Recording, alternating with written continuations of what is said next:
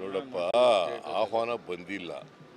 ಶ್ರೀರಾಮಚಂದ್ರನ ನಾವು ಪೂಜೆ ಮಾಡೋದ್ರಲ್ಲಿ ಅವ್ರಿಗಿಂತ ಏನು ಹಿಂದೆ ಬಿದ್ದಿಲ್ಲ. ನಾವು ಶ್ರೀರಾಮಚಂದ್ರನ ನಾವು ಪೂಜೆ ಮಾಡ್ತೀವಿ, ಶ್ರೀರಾಮನ ಭಕ್ತರು ಕೂಡ ನಾವು.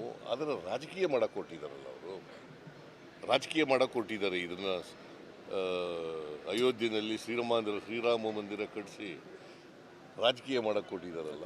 ಈ ರಾಜಕೀಯ ವಿರೋಧ ಮಾಡ್ತೀವಿ ಹೊರತು ಶ್ರೀರಾಮಚಂದ್ರನ ವಿರೋಧ ಮಾಡಲ್ಲ ನಾವು. ನಾನು ನೋಡ್ತೀನಿ, ಇದಾದಮೇಲೆ 22ನೇ ತಾರೀಕು ಆದಮೇಲೆ ಯಾವಾಗ ಪುರುಷ ಸಿಕ್ಕಿದಾಗ ಅಲ್ಲಿ ಹೋಗಿ ನೋಡ್ಕೊಬತ್ತೀನಿ ಅಯೋಧ್ಯೆಯಲ್ಲಿ ಶ್ರೀರಾಮಚಂದ್ರ. ನಾವು ಮಾಡ್ತಾ ಇದ್ದೀವಿ.